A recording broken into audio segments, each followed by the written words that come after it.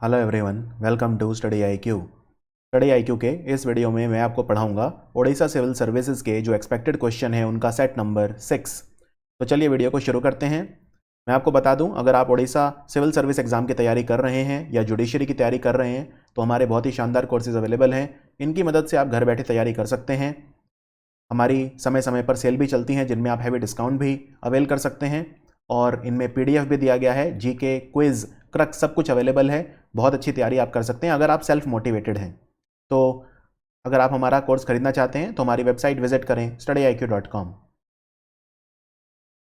ओडिशा की कौन सी खिलाड़ी हैं, कौन सी प्लेयर हैं जिन्हें छत्तीसगढ़ वीरनी अवार्ड मिला है अभी अभी? छत्तीसगढ़ की सरकार ने और पहली बार ये अवार्ड दिया है, इनॉग्रल एडिशन था ये इस अवार्ड का। तो ये खिलाड़ी हैं डूटी चांद। डूटी चांद स्प्रिंटर हैं। स्प्रिंटर मतलब होता है वो एथलीट जो शॉर्ट डिस्टेंस रेसेस करता है, जैसे 100 मीटर या 200 मीटर। और डूटी चांद जो हैं, इनका गांव है गोपालपुर, जो जजपुर डिस्ट्रिक्ट में है। ये क्वेश्चन आ सकता है, डूटी चांद ओडिशा में कहां से हैं? ये जजपुर डिस्ट्रिक्ट से हैं।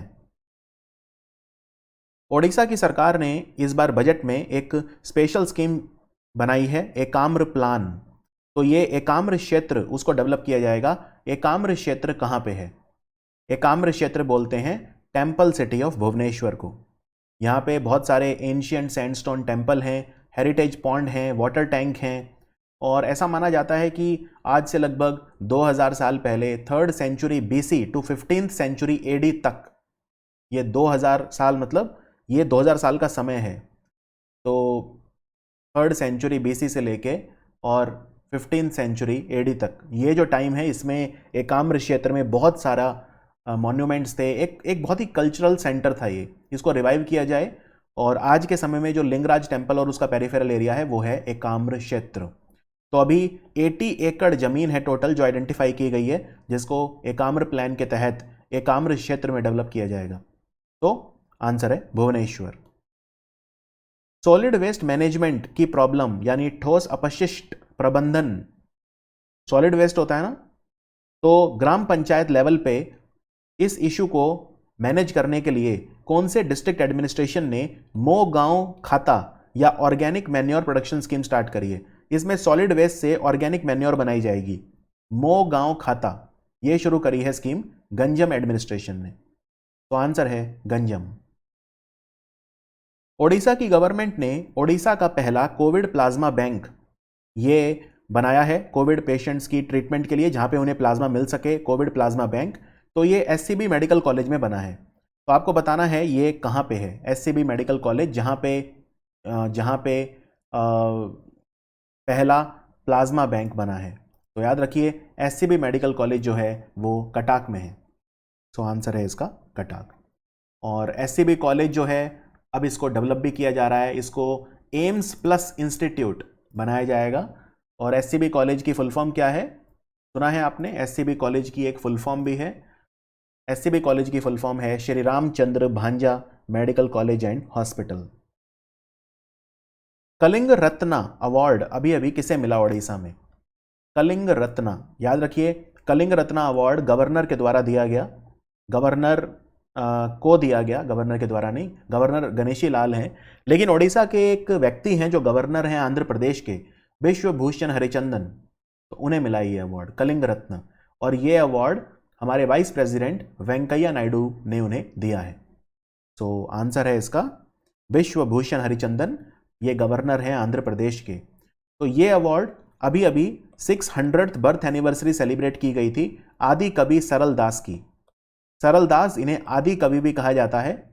तो सेलिब्रेशंस हुए थे सरल भवन कटाक में, वहां पे इन्हें दिया गया। इसमें इन्हें एक सिल्वर स्टैचू मिला है गॉडेस सरस्वती का, और एक ताम्रपत्र बोलते हैं कॉपर प्लाक, वो मिला है। तो ये मिला है विश्वभूषण हरिचंदन। ओडिशा की गवर्नमेंट ने कौन सी सैटेलाइट टेक्नोलॉजी लॉन्च करी है to prevent encroachment of government land? सरकारी जमीन के ऊपर लोग अतिक्रमण ना करें, इसके लिए एक सैटेलाइट टेक्नोलॉजी लॉन्च करी है, इसका नाम है ब्लूइस।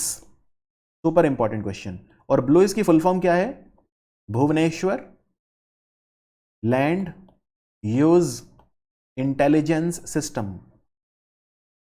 इसमें ओडिशा की जो सरकार है वो ज़मीन को सैटेलाइट इमेजरी की मदद से जियो टैग करेगी, तो उसमें पता चल जाएगा, अगर कोई गवर्नमेंट ज़मीन के ऊपर कब्जा करता है तो उन्हें पता चल जाएगा। ओडिशा के कौन व्यक्ति हैं जो LIC के मैनेजिंग डायरेक्टर बने हैं?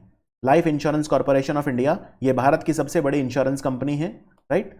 तो उसके मैनेजिंग डायरेक्टर, याद रखिए LIC में मैनेजिंग डायरेक्टर और चेयरमैन अलग अलग होता है, तो चेयरमैन हैं इसके मिस्टर MR कुमार, लेकिन मैनेजिंग डायरेक्टर बने हैं अभी अभी सिद्धार्थ मोहंटी। तो आंसर है सिद्धार्थ मोहंटी।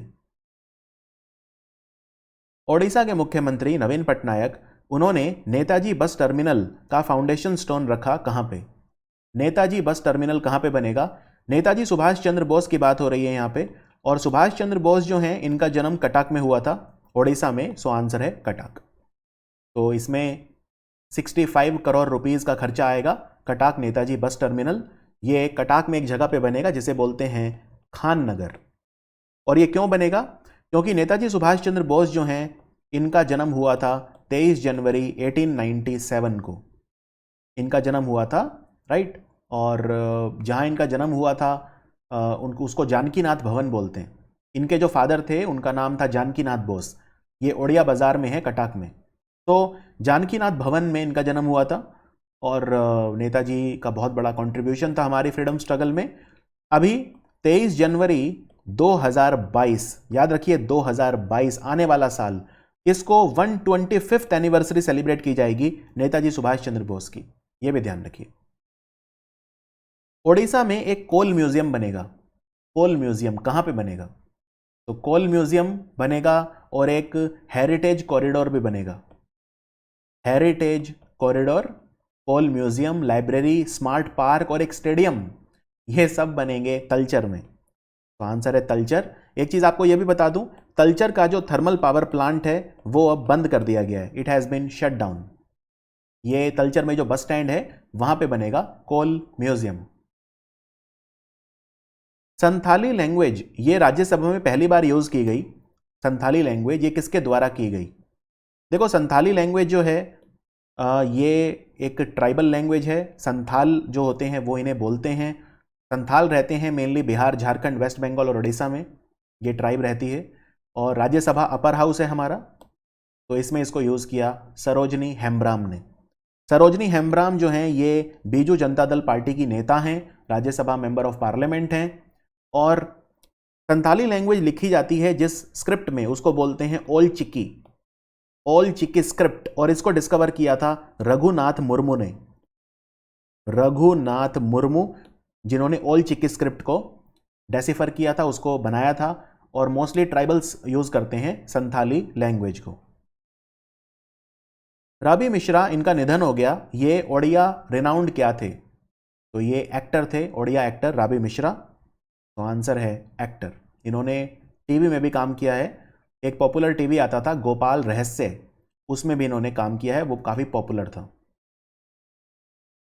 ओडिशा की गवर्नमेंट कौन से ऑर्गेनाइजेशन के साथ मिलकर उन्होंने एक टीचर एजुकेशन डैशबोर्ड बनाया है, जिससे जो टीचर ट्रेनिंग है उसकी क्वालिटी मॉनिटर की जा सके और उसकी प्रोग्रेस मॉनिटर की जा सके। तो ये ओडिशा ने यूनिसेफ के साथ मिलकर शुरू करा है।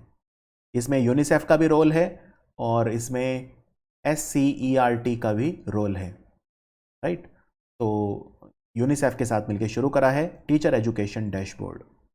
गिरीश चंद्र मुर्मू, ये अभी अभी यूनाइटेड नेशंस का जो एक्सटर्नल ऑडिटर है, पैनल ऑफ एक्सटर्नल ऑडिटर, उसमें रीअपॉइंट किए गए हैं एज चेयरमैन। तो गिरीश चंद्र मुर्मू ओडिशा के हैं और ये इंडिया के CAG हैं, कंट्रोलर एंड ऑडिटर जनरल हैं। तो आपको बताना है ये ओडिशा में कहां से हैं। इनका जन्म हुआ था एक गांव में, बैतनोती गांव, जो मयूरभंज डिस्ट्रिक्ट में है, और ये संथाल हैं एक, ठीक है ना। तो संथाल फैमिली से हैं ये। तो आंसर है मयूरभंज डिस्ट्रिक्ट, इंडिया के ये कंट्रोलर एंड ऑडिटर जनरल हैं। अभी अभी ओडिशा की गवर्नमेंट ने जो रेवेन्यू सर्विसेज हैं आपको आपके द्वार तक पहुंचाने के लिए स्पेशल व्हीकल शुरू करे हैं। इनका नाम है राजस्व रथ। तो राजस्व रथ ये 5T एक्शन प्लान जो है ओडिशा गवर्नमेंट का, उसके तहत किए गए हैं 5T। तो जो पब्लिक सर्विसेज हैं सिटीजन्स को दी जाएं टाइम बाउंड मैनर में, इसके लिए ये स्टार्ट किए गए हैं राजस्व रथ। तो सबसे पहले कहां पे स्टार्ट हुए थे? तो ये गंजम डिस्ट्रिक्ट में स्टार्ट हुए हैं, गंजम डिस्ट्रिक्ट में। और लेकिन अब ये इतने पॉपुलर हो गए हैं कि अब जो दूसरे जो डिस्ट्रिक्ट हैं ओडिशा में वो भी इन्हें स्टार्ट कर रहे हैं। इनको बोला जाएगा राजस्व रथ। ओडिशा में भारत बायोटेक कंपनी अपनी फैक्ट्री लगा रही है वैक्सीन मैन्युफैक्चरिंग के लिए। तो ये कहाँ पे लगेगी? याद रखिए, ये लगेगी भुवनेश्वर में। और ये फैक्ट्री जून 2022 तक तैयार हो जाएगी। एक जगह है भुवनेश्वर में जिसे बोलते हैं अंधारुआ, वहाँ पे बनेगी ये फैक्ट्री। भारत बायोटेक एक दवाई बनाती है कोवैक्सिन, और ये हमारी खुद की इंडिया की दवाई है। भारत बायोटेक कंपनी का हेडक्वार्टर हैदराबाद में है और इस कंपनी के चेयरमैन हैं डॉक्टर कृष्णा एला। ओडिशा की गवर्नमेंट ने डिसाइड करा है कि कौन सा शहर है जिसे वर्ल्ड हेरिटेज सिटी के तौर पे बनाया जाएगा, और ये अबधा स्कीम के तहत बनाया जाएगा। तो ये है पुरी। पुरी को वर्ल्ड हेरिटेज सिटी के तौर पे जो है डेवलप करेगी ओडिशा की गवर्नमेंट अंडर द अबधा स्कीम। इसके लिए 542 करोड़ रुपए बजट में एलोकेशन किया गया था। ओडिशा की गवर्नमेंट कौन सा मेडिकल कॉलेज है जिसे एम्स प्लस इंस्टीट्यूट में कन्वर्ट करेगी? एम्स प्लस इंस्टीट्यूट, इसमें 1000 करोड़ का खर्चा आएगा लगभग। तो ये है कटक का SCB medical college and hospital. उस योजना का क्या नाम है ओडिशा गवर्नमेंट की जिसमें जो लड़कियां पढ़ रही हैं ओडिशा में क्लास 6 से क्लास 12 तक, उन्हें फ्री सैनिटरी नैपकिन बांटे जाते हैं? इस योजना का क्या नाम है? इसका नाम है खुशी, और इससे बेनिफिट हो रहा है लगभग 17 लाख स्टूडेंट्स को। तो क्लास 6 to 12 जो लड़कियां हैं उन्हें फ्री सैनिटरी नैपकिन खुशी योजना के तहत बांटे जाते हैं। ओडिशा का जो बजट है लेटेस्ट, उसमें 400 करोड़ रुपए बीजू कृषक विकास योजना के तहत एलोकेट किए हैं। तो इसमें कितने community lift irrigation project Odisha में लगाए जाएंगे? कम्युनिटी लिफ्ट इरिगेशन प्रोजेक्ट, इनकी संख्या होगी 1500। 1500 community lift irrigation project install किए जाएंगे ओडिशा में। 400 करोड़ रुपए का खर्चा आएगा, और एक 389 करोड़ रुपीस का खर्चा आएगा। 21,000 डीप बोरवेल बनेंगे ओडिशा में। 21,000 डीप बोरवेल। 3,000 करोड़ रुपए बजट में एलोकेट किए गए थे इस बार। ओडिशा में कितने पक्का घर बनेंगे? ये प्रधानमंत्री आवास योजना ग्रामीण और बीजू पक्का घर योजना के तहत बनेंगे। तो कितने बनेंगे? तो याद रखिए, इनका टारगेट है कि 5 लाख पक्के घर बनेंगे। इसमें 3,000 करोड़ रुपए स्पेंड करेंगे, और ये प्रधानमंत्री आवास योजना ग्रामीण को मर्ज कर दिया जाएगा बीजू पक्का घर स्कीम के साथ। ओडिशा की सरकार ने किस डिजीज को नोटिफाइबल डिजीज डिक्लेयर कर दिया है under the epidemic disease act 1897?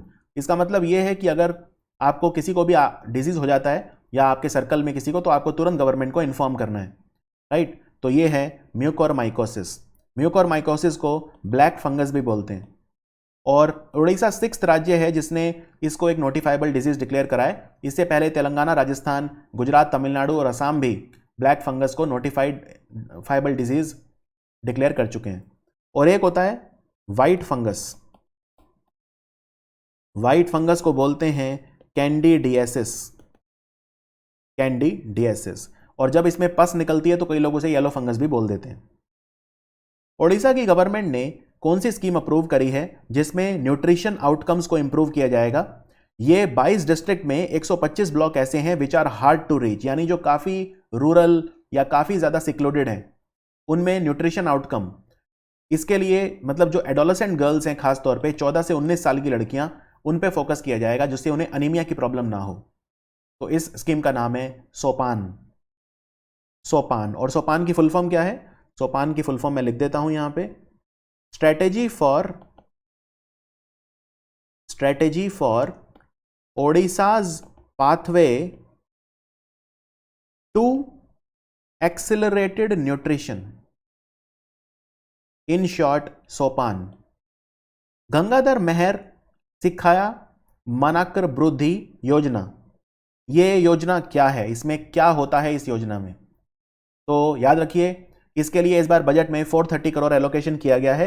इसमें कक्षा 1 क्लास 1 से लेके क्लास 5 तक के बच्चों को स्कूल बैग दिए जाते हैं फ्री। यस, ये ठीक है। इसमें क्लास 1 से लेके क्लास 8 तक के बच्चों को यूनिफॉर्म और फ्री टेक्स्ट बुक मिलते हैं, ये भी ठीक है। और क्लास 9 के स्टूडेंट्स को फ्री बाइसिकल मिलती है, ये भी ठीक है। तो आंसर है ऑल ऑफ द अबव। और इस योजना का नाम गंगाधर मेहर के नाम पे रखा गया है। गंगाधर मेहर जो हैं बहुत बड़े कवि थे ओडिया लिटरेचर के, 19th सेंचुरी में थे ये कवि। 1862 में जन्म हुआ था इनका बारगढ़ डिस्ट्रिक्ट में। तो गंगाधर मेहर कहाँ से थे? बारगढ़ डिस्ट्रिक्ट से थे। तो गंगाधर मेहर के नाम पे इरिगेशन प्रोजेक्ट भी है और कई सारी स्कीम भी हैं, राइट। तो गंगाधर मेहर, सरल दास, मनोज दास, जो भी मतलब बहुत बड़े ओडिया लिटरेचर के कवि रहे हैं, उन सब के बारे में आपको पता होना चाहिए। मलाती देवी प्राक विद्यालय परिधान योजना के तहत फ्री स्कूल यूनिफॉर्म दिए जाते हैं, ये किसे दिए जाते हैं इस योजना के तहत? तो याद रखिए, इसमें जो प्री स्कूल एजुकेशन में बच्चे हैं, प्री स्कूल एजुकेशन मतलब जैसे जो अभी स्कूल में जाना जिन्होंने शुरू नहीं किया है, बहुत ही छोटे, उन्हें यूनिफॉर्म दिए जाते हैं बच्चों को, प्री स्कूल एजुकेशन के जो बच्चे हैं। तो ये योजना है मलाती देवी प्राक विद्यालय परिधान योजना, और प्री स्कूल के बच्चे होते हैं जो। और मलाती देवी कौन थी? मलाती देवी एक फ्रीडम फाइटर थी, राइट। वैसे ओरिजिनली कोलकाता में जन्म हुआ था इनका, लेकिन इन्होंने काफ़ी सोशल रिफॉर्म किए हैं ओडिशा में भी। ओडिशा गवर्नमेंट ने अभी अभी 270 करोड़ रुपीस एलोकेट करे हैं, जो एसटी गर्ल्स हैं, जो ट्राइबल गर्ल्स हैं, शेड्यूल्ड ट्राइब गर्ल्स, उनके लिए हॉस्टल बनाए जाएंगे और अर्बन हॉस्टल कॉम्प्लेक्सेस बनाए जाएंगे। तो इस योजना का नाम क्या है? इस योजना का नाम है आकांक्षा योजना। आकांक्षा योजना।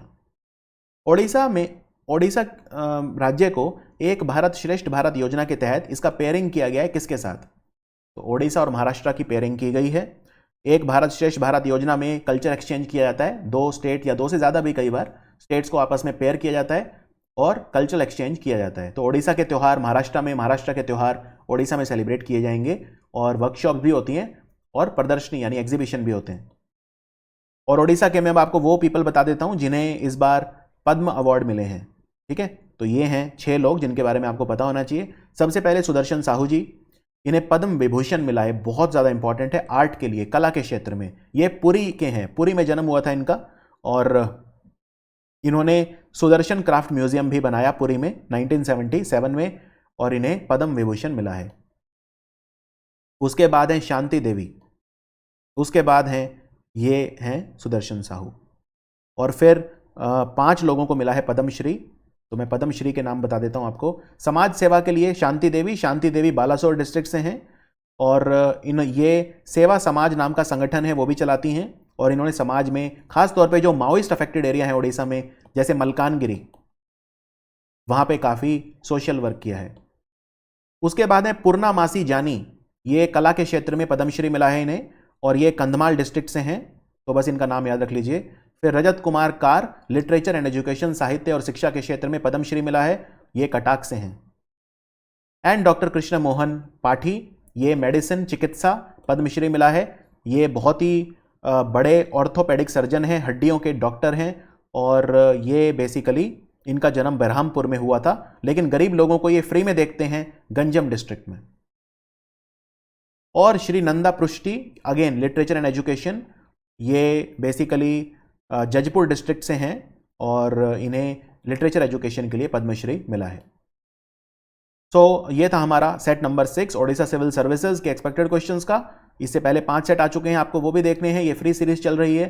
लेकिन हमारे पेड कोर्स भी आते हैं, बहुत ही शानदार कोर्सेज हैं ओडिशा के लिए, Odisha PSC, Odisha judiciary, SSC, Odisha TET और ओडिशा जीके। अगर आप जज बनना चाहते हैं या ओडिशा में लोक सेवा अधिकारी बनना चाहते हैं तो आप हमारे कोर्सेज बाय कर सकते हैं। मैं आपसे बहुत जल्दी मिलता हूं सेट नंबर 7 में। अगर आप कोई भी हमारा कोर्स खरीदना चाहते हैं तो आप हमारी वेबसाइट studyIQ.com तुरंत विजिट करें। Thank you for watching study IQ।